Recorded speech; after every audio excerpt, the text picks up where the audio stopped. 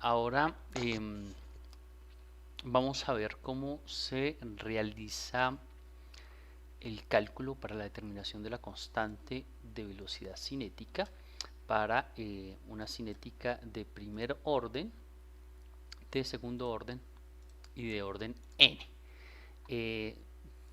Se espera que ya hayan podido realizar esta parte, pero si están en este video es posiblemente porque han tenido alguna dificultad. Entonces vamos a ver cómo se hace para cada uno. ¿Listos?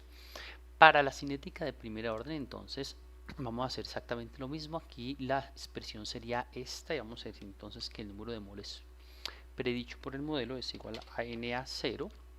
Allí aparece porque ya tenemos predefinido, dividido sobre exponente. En Excel se coloca así, abrimos un paréntesis, dice que aparece la constante caso A, que iría en esta casilla. Recuerden que vamos a poner F4 para fijarlo con el signo pesos, multiplicado por el tiempo, que en este caso si no va fijo sino como una variable. Y esa expresión que tenemos allí correspondería a la predicción del número de moles para el primer orden. ¿Listos? Nuevamente, igual que en el caso anterior, debido a que aquí tenemos una constante 0, pues no habría cambio en el número de moles que se insertaron dentro del reactor. La diferencia, evidentemente, sería igual a la diferencia entre las moles predichas por el modelo y las realmente medidas en el dato experimental. Quedaría de esta manera. Y para función objetivo vamos a usar otra vez suma de cuadrados. Aquí, suma de cuadrados de todos estos para eliminar las negatividades. Perfecto. Con eso ya obtenemos un valor de suma de cuadrados. Con eso podemos usar bien sea el solver o bien sea la función buscar objetivo. Vamos a usar el solver aquí en datos, solver en la parte de arriba, y vamos a pedir que esta casilla de acá posea el valor mínimo, cambiando el valor de esta variable que sería la constante de velocidad cinética RG no lineal, en la que vamos a usar, y vamos a darle resolver. Ya el modelo ha encontrado un valor para la constante de primer orden. ¿Listos?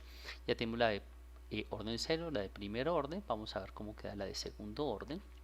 Aquí ya el modelo se complica un poco. Vamos a escribirlo. Sería igual a 1 dividido, abro paréntesis, en este paréntesis voy a poner todo lo que va en el denominador, que es todo esto, y la constante, nuevamente F4 para fijarla, multiplicada por el tiempo, que sí es variable, dividido sobre el volumen, que es un parámetro, por eso está allí ya definido, más 1 sobre Na0, que también es un parámetro de nuestro modelo. Perfecto. Aquí Na0, cerramos paréntesis.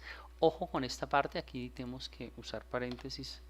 Bueno, en la división no es absolutamente necesaria, pero sí es absolutamente necesaria aquí para todo el denominador.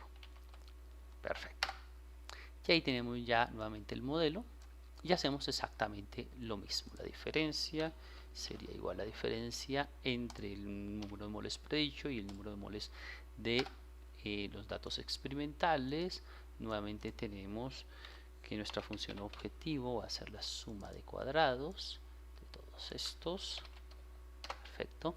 Y finalmente vamos otra vez al solver para decirnos, preguntarnos cuál será el valor que hace que esta función objetivo se minimice, variando el valor de la constante de velocidad cinética para el segundo orden.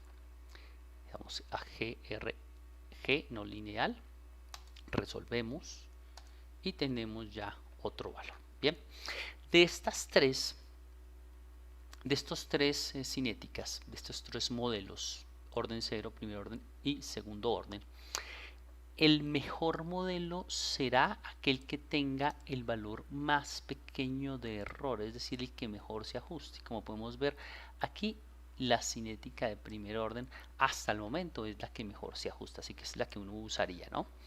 Este sería el valor de la constante de velocidad cinética y este sería el valor famoso R cuadrado, que es la desviación del error de los sumatoria de los cuadrados. Vamos ya a hacer finalmente esta última, que es la más interesante, que corresponde al orden n, que se nos encuentra fácilmente cómo hacerlo. Ya hemos despejado cómo queda la expresión matemática y lo que sigue simplemente es ya hacer el modelo. Para hacerlo, básicamente se hace lo mismo. Aquí vamos a poner la función. Hay que tener mucho cuidado porque tiene un montón de cositas, ¿no? Entonces, lo primero es que vamos a poner los paréntesis externos que van a corresponder a esta raíz de 1 menos n, y al interior vamos a hacer toda la operación que está aquí propuesta. Entonces, primero tenemos a n a 0, fíjense que aparece aquí como predefinido, n a 0, elevado, tengo unas dificultades con el tema del elevado, ahí está, elevado a la 1 menos n. Aquí n es esta casilla de acá y va a estar fija, así que vamos a ponerle F4 para fijarla, o vamos a nombrarla, que en este caso ya está nombrada, menos la constante de velocidad cínica, que sería esta, que vamos a fijar con F4, multiplicado por el tiempo, que es variable, que sería esta variable de acá. Esta parte corresponde a este pedacito de acá, multiplicado por 1 menos n. Cerramos, ya tenemos todo este numerador, nos falta el denominador. Si uno quiere, para organizar la cosa, puede ponerle aquí paréntesis, aunque estos paréntesis, digo, aquí todo lo que hay dentro de él son multiplicaciones, exceptuando esta parte que ya está en paréntesis, no sería necesario, pero vamos a dejarlo por cuestiones de orden, dividido sobre el volumen, que ya recordemos que es un parámetro, ya lo hemos parametrizado, elevado a la n, que es esta casilla de acá, menos 1. Perfecto. Y cerramos paréntesis. Fíjense que cuando uno cierra el paréntesis, titila y le avisa a uno que paréntesis está cerrando. ¿Listos? Faltaría el tema de la raíz cuadrada, la raíz de 1 menos n, que básicamente es elevarlo a la 1 menos, otra vez, a la 1 dividido sobre 1 menos n. La raíz cuadrada pues no es más que elevar al inverso del número. Y con eso ya tendríamos la expresión. Nuevamente bajamos, podemos hacer una pequeña verificación de la función. Aquí por ejemplo, bien, 1 menos n menos toda esta parte de acá, que sería la constante que está aquí morada, por el tiempo que corresponde a esta casilla, multiplicado por 1 menos n hasta acá. Perfecto, dividido sobre el volumen del reactor por n menos 1, cierra, elevado todo a 1 menos n. Perfecto, está bien. La diferencia nuevamente será la diferencia entre el modelo predicho y el valor experimental. Nuevamente nuestra función objetivo será la suma de cuadrados de todas las diferencias, la cual vamos a minimizar. Muy bien, para solucionar este último punto, que es el orden n, hay unos grados de dificultad superiores, ¿no? Porque ustedes pueden darse cuenta, la expresión matemática es un poco más compleja, además. Para esto entonces vamos a usar un modelo de solver diferente, un modelo de solución diferente, pero primero vamos a hacerlo como lo hemos visto con los otros. Vamos a ir a Menu Solver, vamos a solicitarle que esta casilla sea minimizada, variando tanto esta casilla, que es la casilla n, como esta casilla. Fíjense que solo puedo al parecer seleccionar solo una de las dos. Eso se soluciona oprimiendo el botón control para que seleccione ambas. ¿Listos? Perfecto. Una vez seleccionadas ambas, vamos a solucionarlo con el modelo del método de solución GRG no lineal. Aquí pueden leer un poquito sobre el método y se seleccione el motor GRG no lineal para problemas de solver no lineales suavizados. y ahorita les voy a mostrar qué ocurre con él y por qué este problema no es suavizado. Seleccione el motor LP Simplex para problemas de solver lineales. Efectivamente no es lineal, es una función altamente no lineal y no suavizada. Y seleccione el motor evolucionario para problemas de solver no suavizados. Entonces vamos a usar primero este que vamos en los otros. Le damos resolver y nos encuentra un óptimo para un n igual a 0.000063 con un valor de velocidad de constante velocidad de reacción de 8.06. Podemos ver que no es el mejor, ¿cierto? Está al orden del al mismo tamaño del orden 0. Está diciendo casi que de hecho n es un valor muy cercano a 0 y los valores obtenidos para n y para la velocidad de reacción prácticamente son los mismos de 0. Pero vemos que por ejemplo el primer orden es mejor, ¿cierto? ¿Por qué no apareció el primer orden? En primera instancia porque cuando n sea igual a 1 aquí va a ocurrir una raíz de 0, ¿no? Lo cual pues causaría un problema en el modelo y por eso no lo contempla. Para poder encontrar los óptimos en problemas relativamente complejos como este, que son curvas no suavizadas, sino con una alta no linealidad, lo que hay que hacer es usar la función solver igual con los mismos parámetros, son los mismos dos valores los que vamos a optimizar, es el mismo punto de función objetivo, pero vamos a usar un método diferente que se llama evolucionario. El método evolucionario es un método que básicamente emplea algoritmos genéticos y exige, si yo lo resolver acá, miren lo que va a aparecer, aparece un error. El motor evolucionario y la opción de inicio múltiple requieren de especificar límites tanto superior o inferior en todas las celdas de las variables. Entonces las variables aquí son la constante velocidad cinética y el orden de la reacción. Entonces vamos a incluir unos límites para esas variables con el fin de lograr que el método evolucionario funcione. Vamos aquí a agregar y vamos a poner la primera restricción para n. Lo primero que vamos a decir es que n tiene que ser un valor no negativo. Vamos a agregar. Lo segundo que vamos a decir es vamos a ponerle un valor, hay que ponerle una cota inferior pero también una cota superior. Vamos a decir que tiene que ser menor que. Aquí ya el asunto se complica porque uno pues cuál será el orden de reacción, pero sabemos que un orden 5 4, 5 son muy poco comunes, así que vamos a usar un límite de 5. Bien, listo, vamos a agregar, ya tenemos dos restricciones y falta poner las restricciones para la velocidad de reacción. Entonces vamos a poner un primer límite, vamos a suponer que tiene que ser un valor positivo. Agregamos y vamos a poner un segundo límite a la velocidad de reacción y vamos a suponer que no puede ser mayor que de la literatura. Uno sabe que un valor de 10, 20 ya son valores de constantes de velocidad relativamente altas, ¿no? Y viendo los valores, pues tenemos aquí un 8, aquí tenemos valores más bien pequeños, vamos a usar unos 10 para empezar a aceptar. Ya tenemos entonces nuestras restricciones de las dos variables, estas son las dos variables, y hay que poner restricciones máximas y mínimas para poder usar el método evolucionario. Y le damos resolver.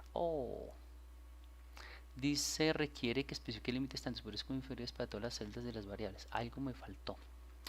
Veamos. Bien, fíjense que aquí hay un error. Voy a acercarme. ¿Lo ven? Hay dos límites para la misma variable y ambos límites son los límites inferiores. Entonces voy a cambiar vamos a darle cambiar, aquí me aparece y simplemente le coloco que tiene que ser menor o igual que 10.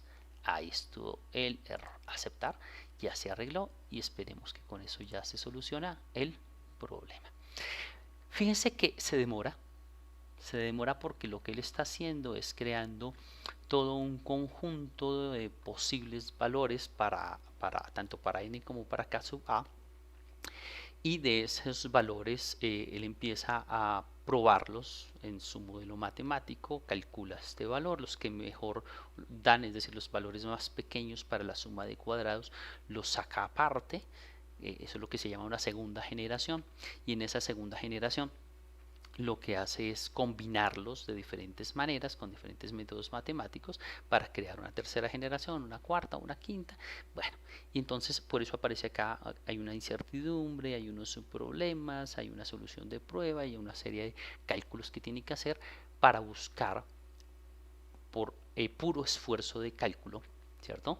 Usando un método que se llama algoritmo genético, que es similar a cómo funciona la naturaleza, ¿cierto? A cómo funciona el tema de los cambios de genes. Entonces crea poblaciones, hace cruzas entre las poblaciones, evalúa los resultados de esas cruzas, los mejores individuos, es decir, los mejores valores de las variables caen dentro de la siguiente generación y finalmente llega a un valor determinado. Vamos a darle aquí a aceptar.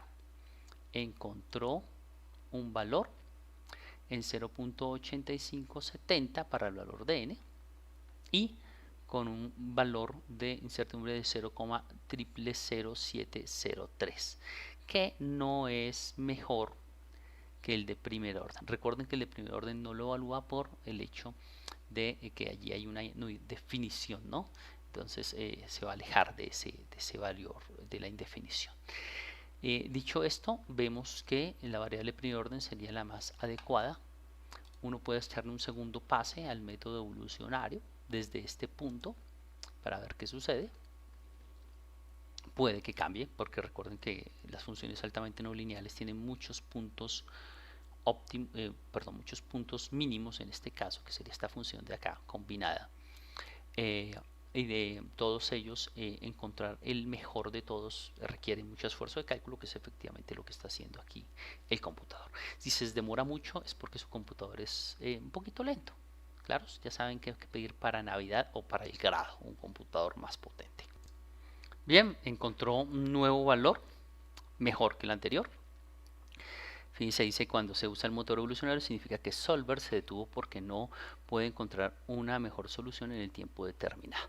Uno puede cambiar los esquemas para mejorar el tiempo, etcétera, ¿listos? Pero ya aquí encontramos un valor de n de 1.12 con un valor relativamente mejor, ¿cierto? Si uno compara este valor con este valor, hagámoslo acá.